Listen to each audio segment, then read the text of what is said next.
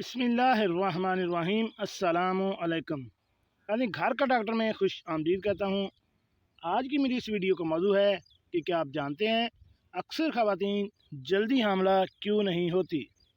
ایسی خواتین کے لیے ایک بہترین معلوماتی ویڈیو۔ چلیے ناظرین شروع کرتے ہیں آج کی ویڈیو۔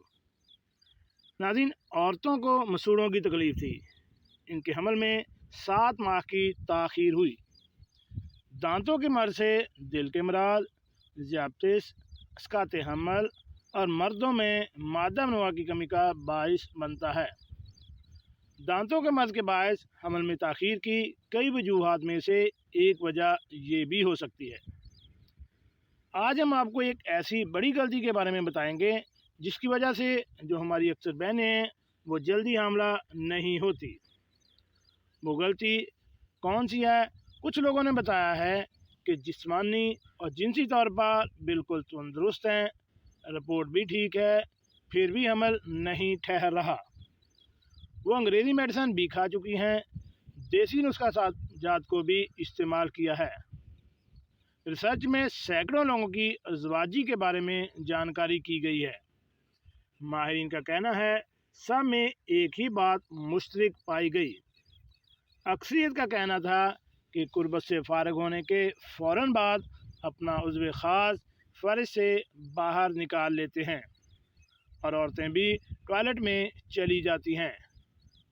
تو ماہرین کے مطابق مرد کا خارج شدہ مادہ منوع ہے وہ عورت کی خارج شدہ رطوبت جو ٹوائلٹ کچھ دیر بیٹھنے سے ضائع ہو جاتی ہے۔ ماہرین کہتے ہیں کہ فارغ ہونے کے 3 منٹ عضو خاص فرج سے نہیں نکالنا چاہیے۔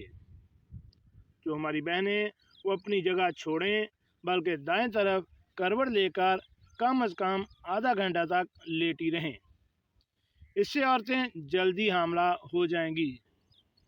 اگر جوڑے کو حاملہ ہونے کی اجازت نہیں ہے تو وہ اکثر یہ فرض کر لیتے ہیں کہ ان کی زرخیزی میں کوئی خرابی ہے۔ تاہم بانجھ پن ہمیشہ ہی بنیادی وجہ نہیں ہوتا۔ بعض اوقات یہ آپ کی طرز زندگی کی وجہ سے ہوتا ہے جو کنبہ شروع کرنے کے آپ کے منصوبوں کو موافق بناتا ہے۔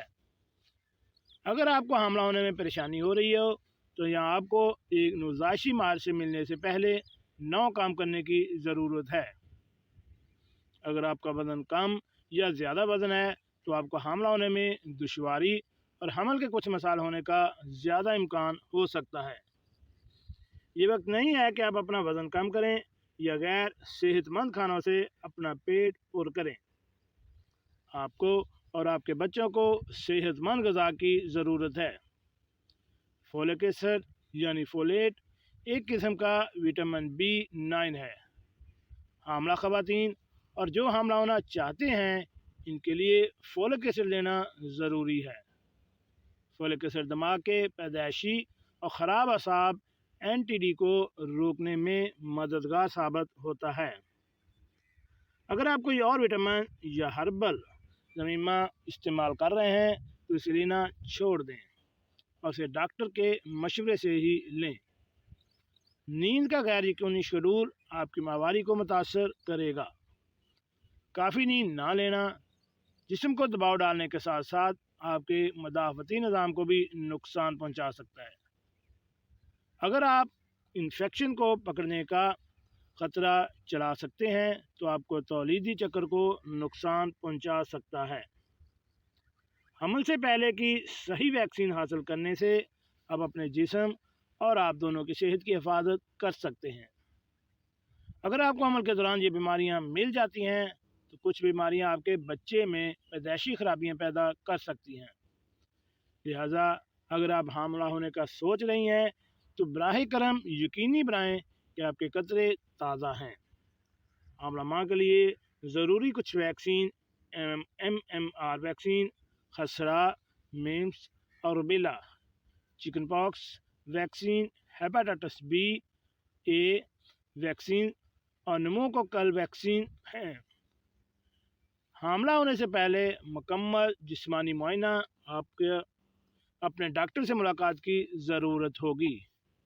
اپنے ڈاکٹر کو किसी भी दवाई के बारे में बताएं जो आप इस्तेमाल कर रही हैं।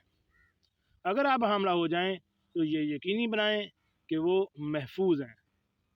काम पर अपने माहौल के मुमकिन ख़तरात के बारे में बताना ना भूलें।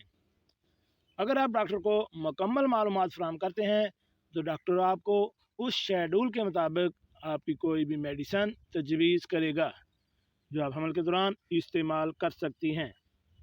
इनको इस्तेमाल करें, इंशाअल्लाह आपका हमल का पीरियड बखूबी इंजाम को पहुँचेगा और आप 9 महीने के बाद इंशाअल्लाह एक बेहतरीन माँ बन सकेंगी। तो जी नाज़रीन, कैसी लगी आज की हमारी ये मालूमाती वीडियो?